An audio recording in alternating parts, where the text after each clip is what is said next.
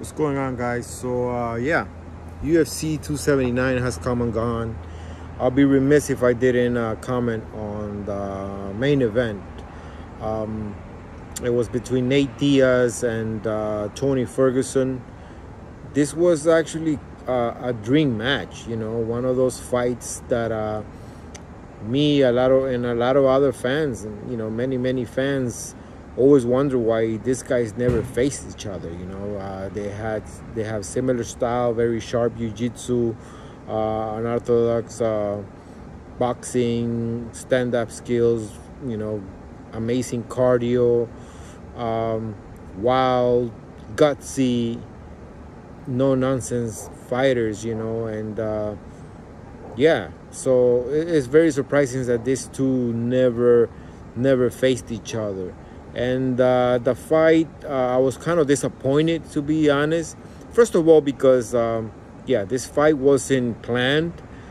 These two were not training to face each other at all. Tony Ferguson was planning on facing stand-up fighters, so he was more thinking about it. He had more of an advantage. And Nate Diaz, he was actually training to face Khamzat Chimaev. So we all know what went on. There was a reshuffling, they restructured the whole fight card because Khamzat Chimaev didn't make weight, and it was very messy. Yeah, something that I wanted to bring up, the Bisping mentioned on one of his videos, and it's very much true. And I'm surprised that a lot of people haven't brought that up. I think Nate Diaz should have faced Khamzat Chimaev, even though he didn't make weight. I mean, yeah, he was 7 pounds overweight, and I could see, the writing on the wall that, yeah, Nate Diaz was going to refuse to fight him. But let's remember, I mean, his brother back when he fought Lawler, some months ago, Nick Diaz, he didn't make weight in that fight. It was a main event. Nick Diaz did not make the weight, and Lawler just he didn't give a fuck. Lawler went on to face him anyways. He was okay to face him. They made some type of arrangement, and I'm guessing he got paid more to take the fight, and he took the fight, and Nate Diaz didn't.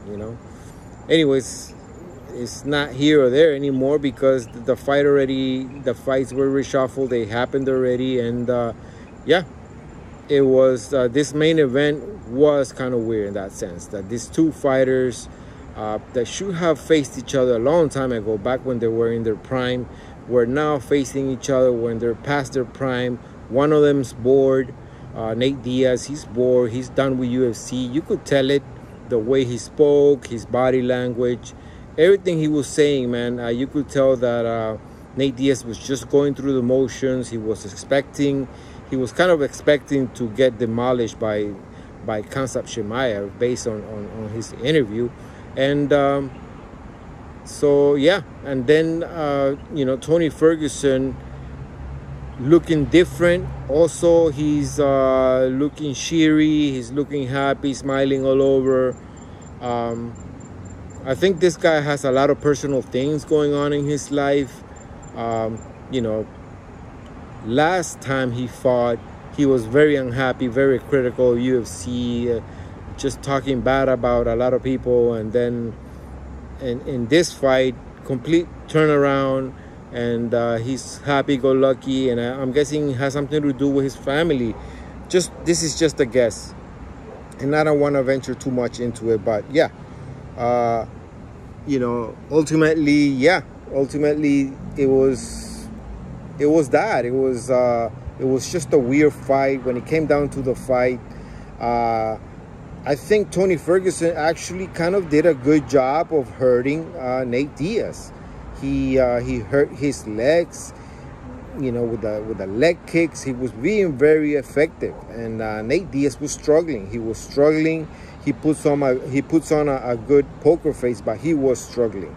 And Yeah, Nate Diaz had some good moments, some good striking moments. He was catching Tony Ferguson, but in my eyes, I think Tony Ferguson was doing better. Uh, just a weird thing though that Tony Ferguson was doing. He was turning his back a lot. He was striking. He was throwing punches, and then he was turning around, and he was giving his back a lot. It was just weird, you know. One of those. He looked nervous. One of those, nervous reactions. I'm guessing because of the way he got knocked out last time when he fought Michael Chandler. And that stayed with him. You could tell that it stayed with him. So yeah, he was, and his team. You could hear his corner telling him, "Hey, don't turn around. Don't give him your back. Stand up. Look at him." And they both had their moments, but at the same time, they both kind of look out of shape. They both were going through the motions. From what I heard, these two were friendly before, so I don't think they were thrilled to be fighting each other, especially in these circumstances. So a lot going on that, from what from my point of view, took away from what could have been a great fight. Because if these two would have actually trained for each other and would have actually agreed to fight each other on a main event, on a pay-per-view card or fight night made for them, it would have been a whole lot better. So yeah, anyways, that's what I saw. Nate Diaz, that's another thing, the way he lost, the way Tony Ferguson lost. He shot in, he got in trouble with the striking. Diaz was landing, and Tony Ferguson kind of looked desperate. He shot in very lazily, and he got caught in a guillotine.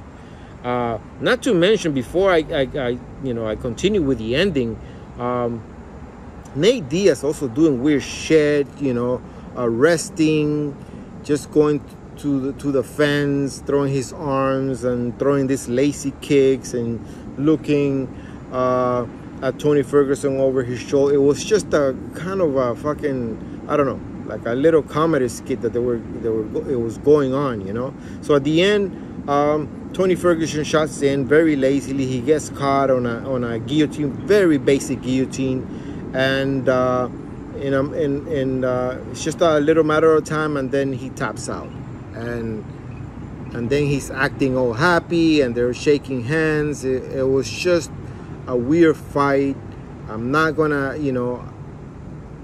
I'm a big fan of these two, big fan. So it's just a little, disservice that they did to themselves, because, yeah, man. I mean, these two were not scheduled to fight each other. So here, and that's how it is. That's how it ended. So, Tony Ferguson, that's several times that this guy got a grapple. He got a grapple here by Nate Diaz. He got a grapple by this other guy. I can't remember his name. He got a grapple by the current champion, Oliveira. What's going on? Did he stop training jiu-jitsu? Those are my questions, because he comes from a very legendary jiu-jitsu camp with 10th Planet and Eddie Bravo and all this. What happened to his jiu-jitsu, man? I mean, his defense wasn't there. It's just, I have a lot of questions, a lot of things going on. I think Tony Ferguson is having a lot of mental setbacks, a lot of nerves, a lot of stuff that we're not clear. They're not apparent to us, the viewers, So I can't take a guess at what's going to happen to him, and who he's going to fight. He's on a big losing streak, so I don't know what UFC is going to do with him, really. And then he's smiling, and he's saying he's back, and I'm not one of those that is going to gush over him, and because I'm a huge fan, but I think I will do him a disservice by acting like everything's hunky-dory. I'm happy he didn't get knocked out, that he's not getting any more brain damage, but you know, it's going to be very interesting to see what he does next. As far as Nate Diaz, he's talking about, I'm leaving for a minute, leaving for a little bit. Nate Diaz is done with UFC, guys. He is done with UFC. He doesn't want to be under the UFC banner anymore. He already he was in the 155 division, in the 170 division. He never managed to grab a championship there. Now he's gonna go out, and I'm thinking he's gonna look for money fights, possibly fight Jake Paul, and I don't blame him. I think he should do that. Legendary fighter, big fan, dude. I'm a huge fan of the Diaz brothers. I made a video about his interview that he had with Brett Okamoto recently.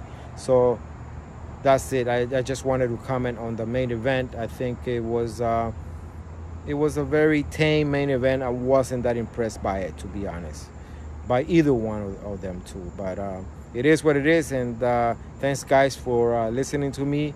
Give me likes, dislikes. Please subscribe to my channel, and if you already done so, thank you very much. Peace.